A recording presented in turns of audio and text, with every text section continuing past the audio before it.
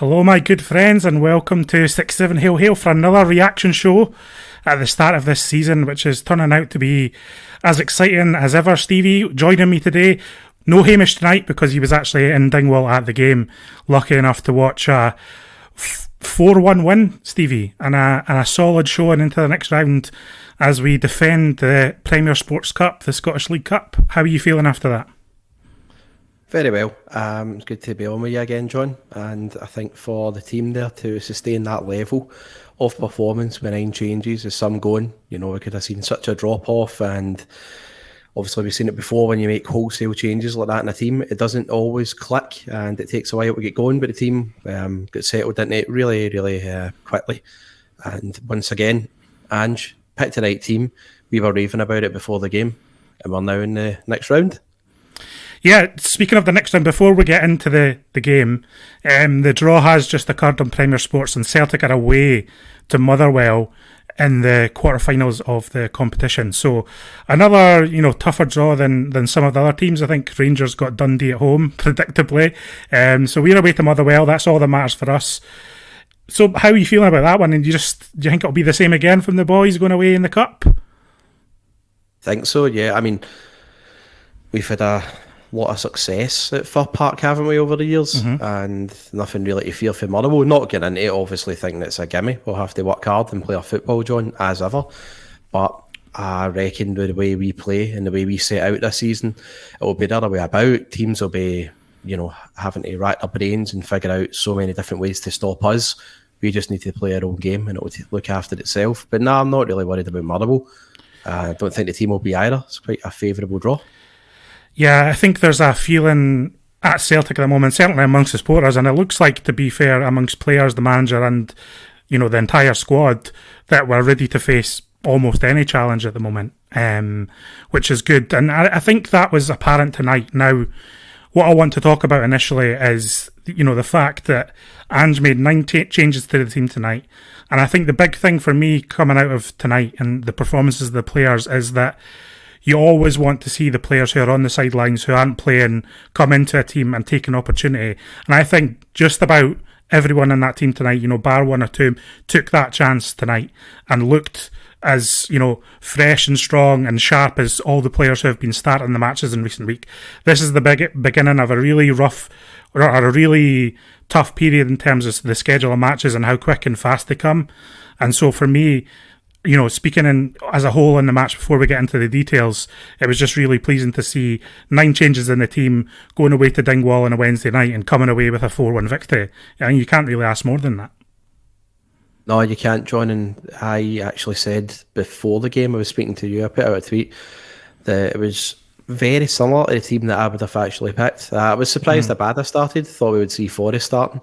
But no, in general, and even I thought Joe Hart would get a nod just with the superiority that Ange likes in the team. I thought Greg Taylor would have started as well. But no, he definitely made the right call. We even brought off Callum McGregor as well in 75 minutes, which again is a joy. I would have brought him off sooner myself, but it was, can't really fault the manager for that. But no, John, no, the wholesale changes were very welcome, and I think Ange obviously wasn't getting into this game disrespecting Ross County by doing that. I think, we saw there tonight, he picked a team capable of winning that game that he believed in. The proof was already on the pitch, but at the same time, we have to have an eye on Saturday. We have to have an eye on Tuesday as well. They are massive games, and they won't make or break the season, but they'll go a long way to defining, where the success is going to go. Definitely. Yeah, I fully agree with you. And I was, I backed the number of changes. I was actually pleased to see it from the manager. Not everyone will have seen the game. Most people joining us live will have seen the game, but if you're watching the video later or from a different country or whatever, you might have not seen tonight's game. So the result was a 4-1 victory away to Ross County. Goals from Callum McGregor, Georgios Giacomakis, Daisen Maeda and James Forrest. Started with a set-piece goal, Stevie. Not bad. You kind of called that out. That's been something consistent in the beginning weeks of the season, and we're right back into it again. Get an early set-piece goal, get us on our way. Yeah, John, it's the 5th in 6 games now. We've noticed that, haven't we, this season? We didn't really notice a lot in pre-season, but ever since the Aberdeen game, we looked at the opener, we've looked very threatening from set pieces, and good to see again, because that was our Achilles heel last season. We weren't threatening enough, a wee bit too soft, and then it started to change maybe early March, where we had a wee flurry of set-piece joy. And then that moved into April for the Rangers game, of course, which was a big set-piece goal. But yeah, we started, looks like we've really been working on that in training.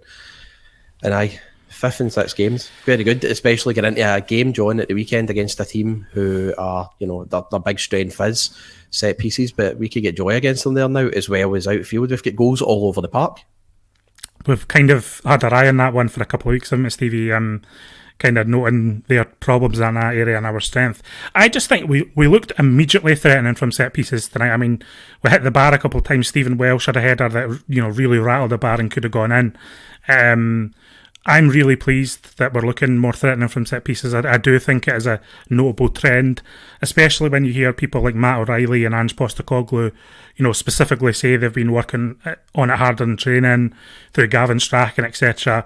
It's always nice to hear what players and coaching staff say in interviews and really see it on the pitch. That's one of my favourite things about Ange Postecoglou since he's come in, is that basically everything he says in an interview or a press conference or whatever, you can see his words on the pitch on a match day, and that's often so pleasing. Giakoumakis coming into the game, his first start of the season, Stevie, took his goal really well again. Ralston with a little flick, but he still had a lot to do there, and he's deadly when he kind of gets that half-sighted goal. You kind of have confidence that he's going to stick it away.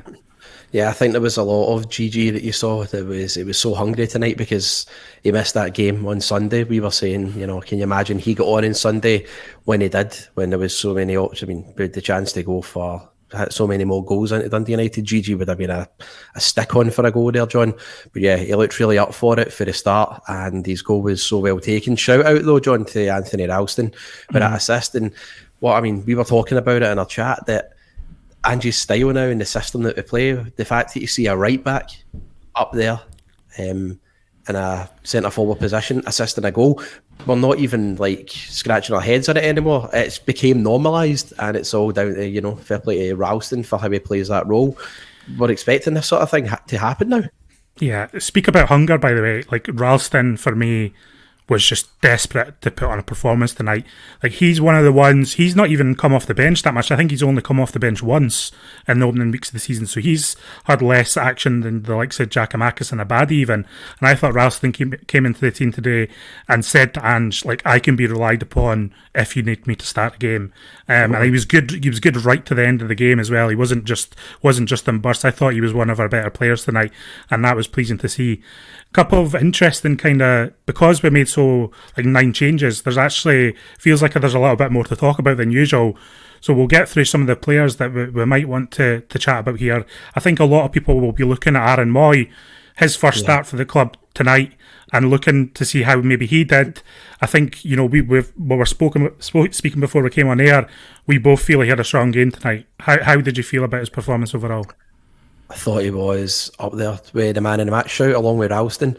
I thought Aaron Moy, some people, John, were saying, in pre-season, they were writing him off, and we did say, not to say people aren't allowed an opinion, but to base that on 50 to 20 minutes of action in pre-season, I thought was a bit nuts.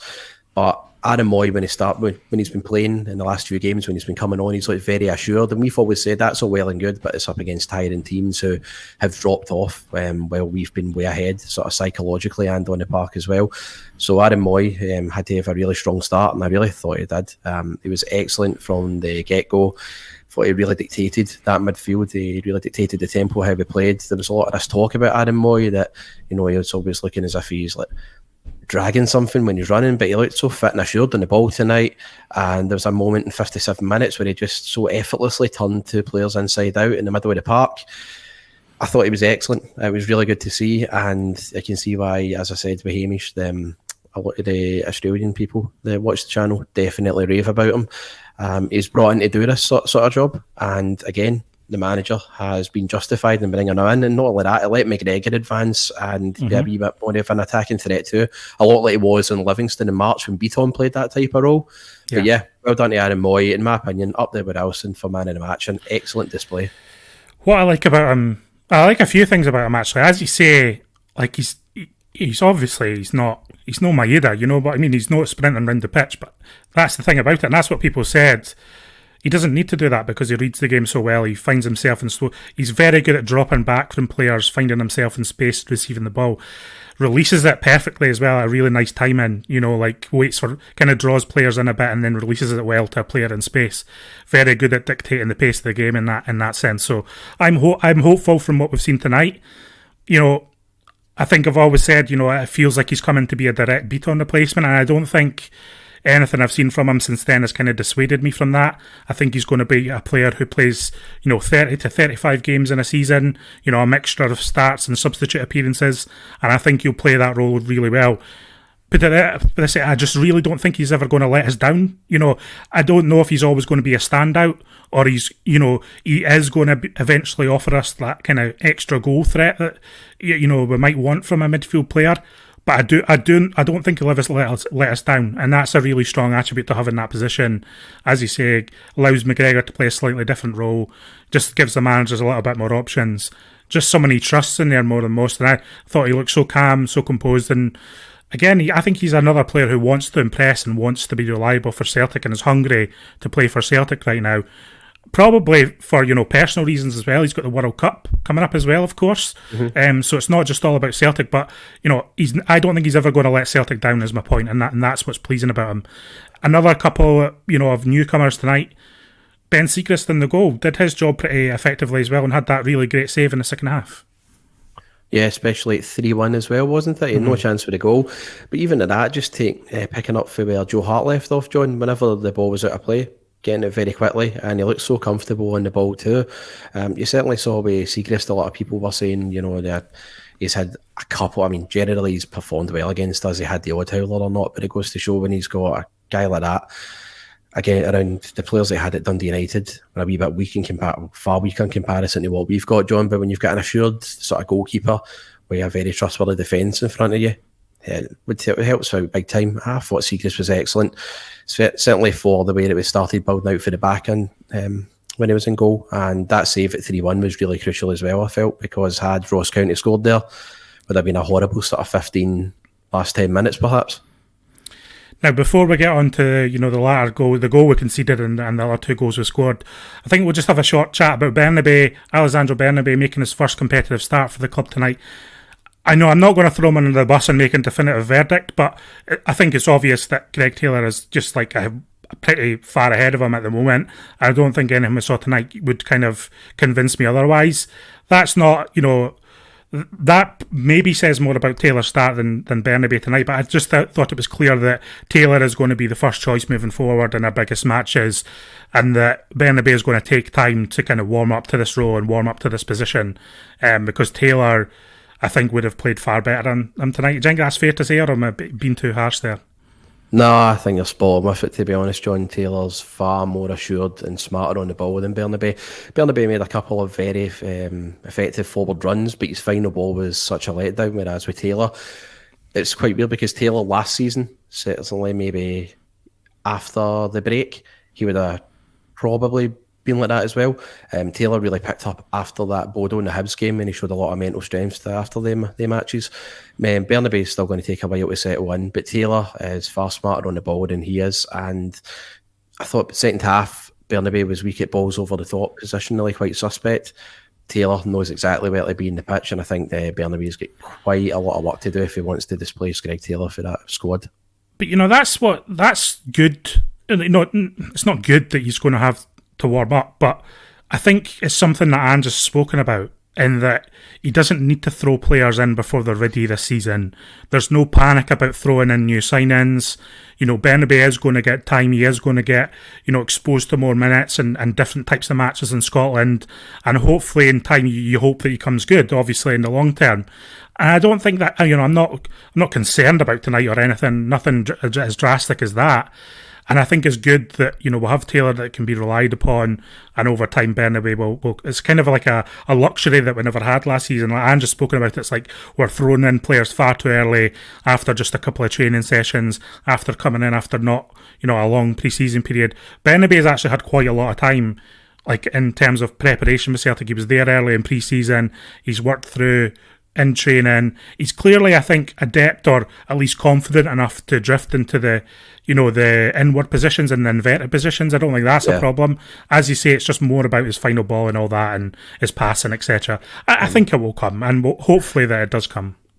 I agree, John, and as well, you've got to remember Greg Taylor, the position he's in now, that was a lot of hard work. It was seasons of hard work as well. It wasn't just 1 or 2 games with Taylor. He had to really work hard at that, especially when Tierney left and everything as well. So Bernabei will be given time. Still a young guy too, and I've got no sort of concerns like tonight. I mean, you look at the overall score. No, it's not as if he impacted that or anything, but it's again more probably talking up the strength of Greg Taylor and how hard he's worked to now be so reliable at Celtic, and for the fans to really trust him. So Bernabei, I mean, as I keep saying, for how the seasons of hard work that Greg Taylor put in, it could end up being that way with Bernabei. He's just got to knuckle down, really. Yeah, and he's had his wee incident, and there's been issues, etc. Hopefully, it all resolves itself in a positive direction. I don't think Ange would be including him if he didn't have hope in him, and so I'm happy enough at the moment. We won't dwell on the goal we conceded too much, Stevie, because it was a little bit of a horror show, and suspicions of offside for me. But it seems Jakovic is the only player who can score against Celtic this season. Yeah, sadly, from a set piece yet again, like he did in the 3-1 game. I saw Jens getting a lot of the blame for it, and I think, okay, let the big guy go, but Starfelt get sort of bodied in there a bit too easy as well. So I think it's more a collective effort with the pair of them. I wouldn't just sort of blame Jens for that, sadly. But we did, to be fair, I mean, I know we'll probably come to this, we did react well to it, but it was a bad goal to concede. I think that's the main thing for me. I mean, to be honest, Starfelt's never good coming into a game cold or kind of off the bench. He wasn't good at that last season. He needs to start games. He needs to warm up, and so again, it's one of those ones I'm not particularly concerned about. I think for me, the real positive from it was that we had a really good reaction to the goal. Just immediately took control of the game again and kind of penned him in and forced opening. Diaz Amira racked in so quickly from McGregor's shot. I mean, you could say, the commentators were focusing on the fact that the goalie had a poor one and kind of parried it right into Maeda's path. But see, if you watch the replay, Stevie, like Maeda's reacting to the ball as soon as McGregor takes the shot. He doesn't react when the keeper palms it. He reacts before almost the shot is taken and was already sprinting in. So he was always going to get on the end of something. And I think you have to credit Maeda in that situation because he's so sharp like that. Well, the Premier Sports commentary team definitely weren't going to do that, John. But yeah, Maeda has always been switched on. We've seen it for day one with him when he's been playing. He's always first to react to any loose ball. That's why we get a lot of joy in those areas. So yeah, I clocked that just like you as well, John. But they were focusing too much on what the average goalkeeping. But seeing most games, a goalie would get away with that type of save. It's just... For him, unfortunately, it was Dyson Maeda. It was in the end of it, and he'd be doing that against most goalies that palmed it out like that. Yeah, I mean, I'm not going to say that the goalie shouldn't have done better, but I just think, I don't think every player is going to react to that in that kind of at that kind of level, and so just wanted to shout that out since the focus on the coverage was so much in the other direction. And then, we saw Sead Haksabanovic come into the game really sharp again. He looks ready to impress and eager to make an impact, doesn't he? He did, yes. It looked excellent. And, again, that's just yet another option we've got. A guy looked, you're saying, John, a lot of players were looking eager to press and they were looking very hungry tonight. I think that was all summed up with David Turnbull right before half-time. We're already 2-0 up, we were cruising, but he showed some commitment to chase back on Josh Sims to stop a corner being conceded and ensure we went in really comfortable. I just noted that. So, yeah, we saw Haksabanovic come on, and as Ange just probably said, do a job here and you could be in the team for Saturday, and the players are taking it literally. It is excellent to see. I mean, I'm not going to make any daft predictions, but I think having him on the bench on Saturday is looking tasty for me. Like, I just think he's very good at kind of, again, reading the runs of his teammates and playing the ball around defenders, running at pace against the defence. I know Ross County were almost well beaten at that point, etc., a little bit demoralised, and there's all sorts of that.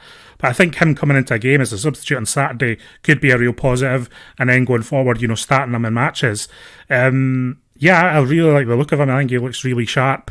And interesting. Like, he's kind of built. He's very built. Like, he looks like he enjoys the gym. He looks very strong. He doesn't look like a winger that's going to get thrown about Scotland. I think he'll adapt well to kind of the game physically here as well. Do you get that impression? I do, but then you look at the players that Ange has bought as well. Like, there's been no risk. I mean, don't get me wrong, Haksabanovic does look like the type of player that will be fine here. But there's, when he brought in Daisa Maeda, Kyogo, and he brought in Hatate, people were saying, they're going to initially struggle with the way Scottish football is. But these guys have bossed it here absolutely fine.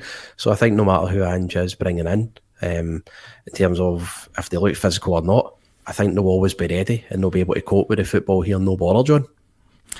And just to bring things full circle in terms of talking about the players, late on, James Forrest gets a goal, another player coming in to kind of try and impress tonight. But it was Anthony Ralston that kind of, sparked it again, looking really strong right to the end of a game, looking to impress, looking to attack, looking to set up his teammates. Good to see Forrest, kind of in amongst it at the moment. Yeah, it was. I've noted that as well. Ralston always to assist, so capable in these games. And Forrest was smart though, because he didn't just charge to the far post. I think he was hanging back a wee bit, knew exactly where Ralston was going to cut it back. So it's obviously very well communicated by you two. But aye, good to see Forrest scoring. So we've focused very much on Ross County tonight, and that's by design. I know it's a big week. We've got Rangers ahead, we've got Real Madrid ahead within a week. So we'll cover that more on the channel in depth in other areas, and I have Hamish talking about that. As I said, Hamish was actually in Dingwall tonight at the match, so he'll be back tomorrow with a video and he'll have full thoughts on the game. I do think, the support was very impressive tonight. Thousands heading to Dingwall midweek for a League Cup match, I think speaks volumes about the relationship between the supporters and the team and the manager right now. So that was pleasing to see. Stevie, any final thoughts before we head into this week? I'm not sure what other videos you're on this week, so this might be your big chance to lay a pitch for the Rangers game at the weekend. Yeah, it's just, our system and our formation, right? And oppositions will see it in the whiteboard, but I don't think all that preparation could stop us if every one of our players is on top of their game, and most players in this team are.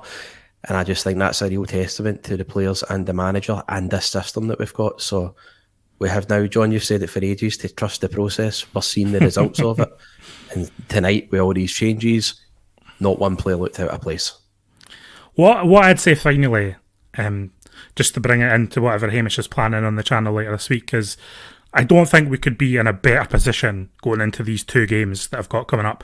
It might not go all our way. We might have a difficult time against Rangers. We might have, it'll be a tough ask against Real Madrid, and it might not all go our way.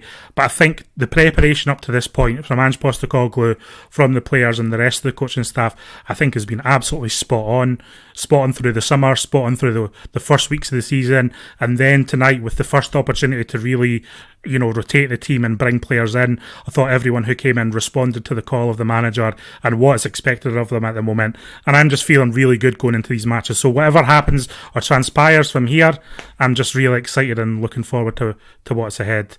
Stevie, I'm sure we'll hear more from you over the week about these big matches. And you're going to the Rangers game, going to the Real Madrid game. It's going to be a wild week for yourself as well. Are you excited or are you nervous just finally? Nah, I'm really excited. I've been really excited week to week. I was excited about tonight.